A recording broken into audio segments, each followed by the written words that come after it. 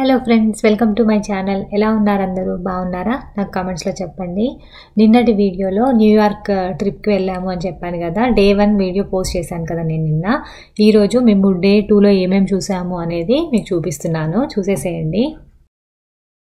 ఈరోజు కూడా early morning లేచేసి కార్లో స్టార్ట్ అయిపోయాము.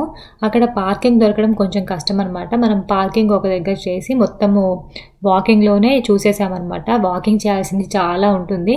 ఈరోజు కూడా నియర్లీ చాలా టైర్డ్ అయిపోయామన్నమాట. మోస్ట్లీ ప్లేసెస్ అన్నీ ఈరోజు కవర్ చేసేసాము. ఫస్ట్ అయితే ఎంపైర్ స్టేట్ బిల్డింగ్కి వెళ్ళాము. అక్కడ కాసేపు టైం స్పెండ్ చేసి కొన్ని పిక్స్ తీసేసుకొని అక్కడ నుంచి వాక్ చేస్తూ మేము వెసెల్ బిల్డింగ్ దగ్గరకు వచ్చామన్నమాట. ఎంత వేడిగా ఉందంటే ఫుల్ సన్నీ ఉందన్నమాట ఈరోజు కూడా. ఇక్కడ ఏంటంటే టికెట్ ఏమి ఉండదు, నార్మల్గా బయటనే మనం కొన్ని పిక్స్ తీసేసుకోవచ్చు అనమాట. బిల్డింగ్ అయితే చాలా బాగుంటుంది, పిక్స్లోకి చాలా బాగా వస్తుంది. నేను పిక్స్ కూడా యాడ్ చేస్తున్నాను, చూడండి. ఈ బిల్డింగ్ దగ్గర అయితే మరీ పెద్దగా రష్ ఏం లేదు. అందరూ మోస్ట్లీ పిక్స్ తీసుకోవడానికే వస్తున్నారు ఇక్కడికి.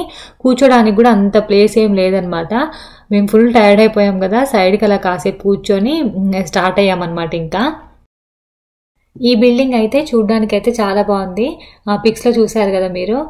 ఇది ఫ్రీ ఆఫ్ కాస్ట్ అనమాట. దీనికి టికెట్ లాంటిది ఏం మనము కొనాల్సిన అవసరం లేదు. నెక్స్ట్ అయితే ఇక్కడ నుంచి మళ్ళీ మేము ఎడ్జ్ బిల్డింగ్కి వెళ్ళామన్నమాట. అది కూడా చాలా బాగుంది. నేను పిక్స్ యాడ్ చేస్తున్నాను, చూడండి. మేము ఇంతకుముందు 2018లో ఒకసారి న్యూయార్క్ వచ్చాం, కానీ అప్పుడు ఈ ప్లేసెస్ అన్నీ చూడలే అనమాట. Empire state building, statue of liberty ఇవే చూసాము. ఈ ఎడ్జ్ బిల్డింగ్, వెసెల్ బిల్డింగ్ ఇవన్నీ అప్పుడు చూడలేదు. బయట అయితే చాలా వేడిగా ఉందన్నమాట. పిల్లలతో ఇంకా కష్టం కదా ఇలా ట్రిప్స్కి వచ్చినప్పుడు. నెక్స్ట్ ఇక్కడ నుంచి మళ్ళీ మేము సబ్వే తీసుకొని టైమ్ స్క్వేర్కి వెళ్ళిపోయామన్నమాట. Time square most happening place అనమాట న్యూయార్క్లో. ఎవరు వచ్చినా సరే మోస్ట్లీ టైమ్ స్క్వేర్ దగ్గరికి అయితే వెళ్ళి చూసేసి వస్తారు. అక్కడ ఫుల్ రష్ ఉంటుందన్నమాట.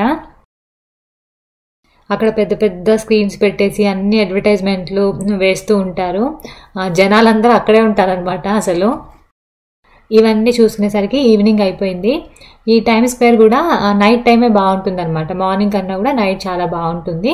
మళ్ళీ ఇక్కడ నుంచి మేము సబ్వే తీసుకొని అక్కడ నుంచి మళ్ళీ మా పార్కింగ్ ప్లేస్కి వెళ్ళేసి ఇంకా ఎయిర్బిఎన్బికి వెళ్ళిపోయామన్నమాట. చెప్పాను కదా చాలా లేట్ అయిపోయింది ఈరోజు. నడిచి ఫుల్ టైర్డ్ అయిపోయాము.